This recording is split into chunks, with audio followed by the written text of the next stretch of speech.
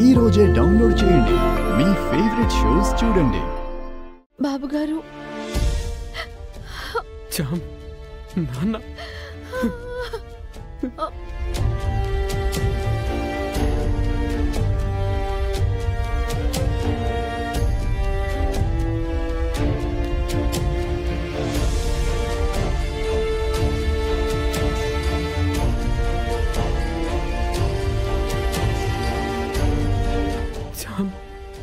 నాన్న చామ్, నాన్న. డాక్టర్ గారు ఏం చెప్తున్నారు బాబు? క్రిటికల్ కండిషన్ లో ఉన్నారు చామ్. నాన్న కోమాలోకి వెళ్ళిపోయారు. బ్రీత్ కూడా తీసుకోలేకపోతున్నారంట. వీళ్ళ వల్ల కాదనైతే చెప్పేశారు చామ్. దుబాయ్ నుంచి డాక్టర్ని రప్పించడం కోసం వీళ్ళు ప్రయత్నాలు చేస్తున్నారు.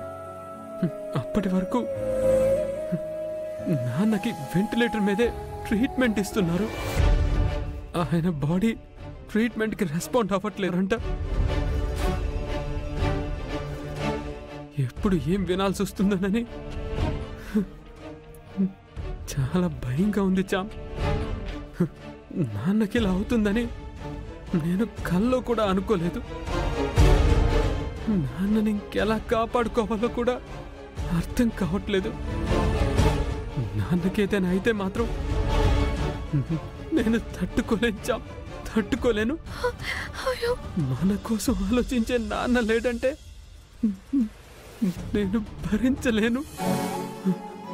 ఆ ఊహే నన్ను నిలువునా దహించేస్తుంది. ఆలోచనే నన్ను చంపేస్తుంది. బాబు, మీరు అలా ఆలోచించకండి. మీరు అసలు ఇలా మాట్లాడకండి. అయ్యగారికి ఏం కాదు అన్న నమ్మకంతో ఉండండి. ఆయన మంచితనమే, ఆయన అందరికీ చేసే మంచే ఆయనకి శ్రీరామ రక్ష బాబు. దేవుడున్నాడు బాబు. అలాంటి స్వార్థం లేని మనిషిని, మచ్చలేని మనిషిని, అందరినీ సమానంగా చూసే అంత గొప్ప మనిషిని మనకు ఆ దేవుడు దూరం చేయడు బాబు. మన దేవుణ్ణి ఆ దేవుడు కాపాడతాడు బాబు, కాపాడతాడు. బాబు, మాకు ధైర్యమే మీరు కదా. మీరే ఇలా కృంగిపోతే మేమేమైపోవాలి? మీరు ధైర్యంగా ఉండండి బాబు. మాకు ధైర్యాన్ని ఇవ్వండి. మనం ఇలా కృంగిపోవద్దు బాబు. అయ్యగారు కోలుకుంటారు అన్న దృఢ సంకల్పంతోనే ఉందాం.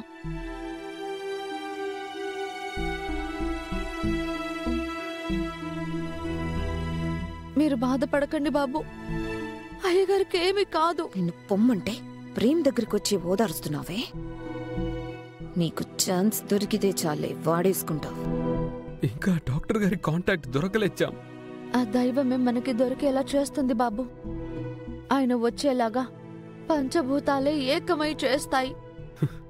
ఈ నిందని అందరూ నీ మీదే వేస్తున్నారు చామ్. ఆ బాధే నన్ను ఇంకొక పక్క తొలిచేస్తుంది. ఏం చేస్తాం బాబు? నా తలరాతే నిందల్ని మోయాలని అంటుంది. ఇది నిజం కాదు అని నా మనస్సాక్షికి తెలుసు. నన్ను నమ్మి మీకు తెలుసు. దాని గురించి మీరు ఇంకేం ఆలోచించకండి బాబు. రుజువైన రోజున అందరికీ తెలుస్తుంది. మీరు వదిలేయండి.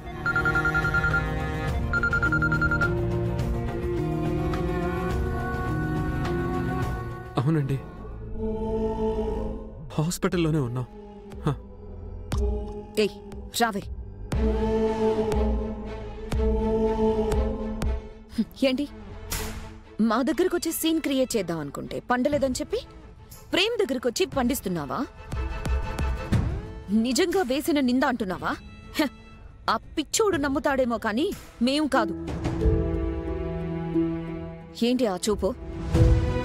పాపాలే చెయ్యనని నాటకాలాడుతూ ఎంత పాపానికి ఒడిగట్టావే. నువ్వెంత చూసినా నువ్వు చేసింది అబద్ధం అయిపోదు. ఒక నిండు ప్రాణాన్ని తీయాలని చూసావు నువ్వు. మా అత్తయ్యని చంపాలని చూసావు. అంతకు తెగించి అట్నుంచటే పారిపోకుండా మళ్ళీ ఏం మొహం పెట్టుకొని వచ్చావు? ఎంత తప్పు చేసిన నువ్వు తప్పించుకోలేవు చామంతి. తప్పటడుగు వేసేసావు, వెనక్కి తీసుకోలేని ద్రోహం చేసేసావు. తిన్నింటి వాసాలనే లెక్క పెట్టేశావు. ఉప్పు తిన్న ఇంటినే కన్నీటి పాలు చేసేశావు. నీకోసం మా మావయ్య ఎంత చేశారే? కొంచెం కూడా నీకు కృతజ్ఞత అనేదే లేకుండా ఆయన్ని చావు బ్రతుకుల్లో పడేశావు. ఈ పాపం నిన్ను ఊరికే వదలదు చామంతి. నిన్ను నీడలా వెంటాడుతుంది, నిన్ను నిలువున దహించేస్తుంది. రాసి పెట్టుకో, నిన్నెవ్వరు క్షమించరు.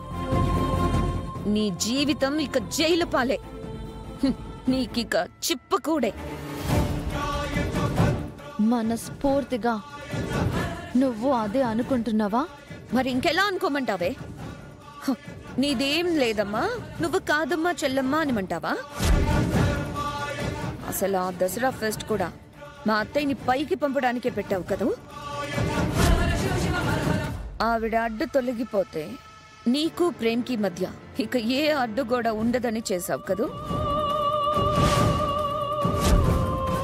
మనసులో ఇంత దుర్బుద్ధి పెట్టుకొని లోపల అన్ని దురాశలు చేర్చుకొని పైకి మాత్రం తేనె పూసిన కత్తిలా బానే మాట్లాడతావు. నువ్వు తడిగుడ్డతో గొంతులు కోసే రకానివే అని తెలిసిపోయిందే. నిన్ను చాలా తక్కువ అంచనా వేశాను.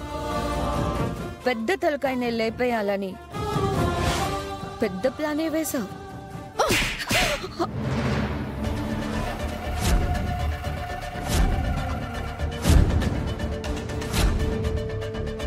నన్నే కొడతావా?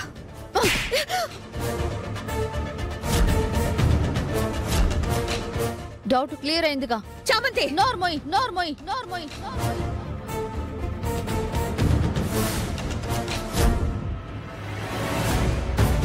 నోరు తెరిచావంటే చంపేస్తాను. ఎలా మాట్లాడగలుగుతున్నావు? నన్ను అలా ఎలా అనగలుగుతున్నావు? నీది నోరా ఇంకేమన్నానా? నీ రక్తాన్ని మలినం చేసుకున్నావే, నా రక్తం కలుషితమైందని నువ్వు ఎలా అనుకుంటావు? నువ్వు నీచురాలువని, నేను పాపాత్మురాలనైపోయానని నువ్వెలా డిసైడ్ అవుతావు? నీకు మానవత్వమే లేదు అని, నేను మనిషిని కాదు అని నన్ను నీ కోవలోకి ఎలా జమ కడుతున్నావు? పూర్తిగా నేనే చేస్తానని నమ్మిస్తున్నావే. అసలు నీకు మనసు అనేది ఒకటి ఏడిస్తే నాకీ బాధలన్నీ ఎందుకు? నేను నిన్ను ఎప్పుడు కాపాడుకోవాలని చూశాను, కానీ నా మీద నువ్వు ఎప్పుడైనా అలా ఆలోచన చేశావా? నన్నెప్పుడు ఎలా ఇరికించాలి, ఎలా క్షోభ పెట్టాలి, నన్నెలా గెంటేయాలన్నదే కదా నీ దిక్కుమాలిన ధ్యాసంతా.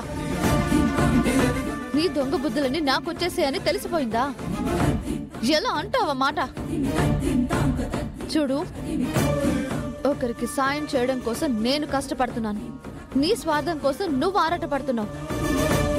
ఒకరు నాకు చెడు చేస్తారని తెలిసినా వాళ్ళకి మంచి చేయాలనే స్వభావమే నాది. నువ్వు అలా కాదు కదా. మంచి వాళ్ళని కూడా చెడుగా చిత్రీకరించి నువ్వు మంచి దానిలా చూపించుకోవాలన్న బుద్ధి నీది.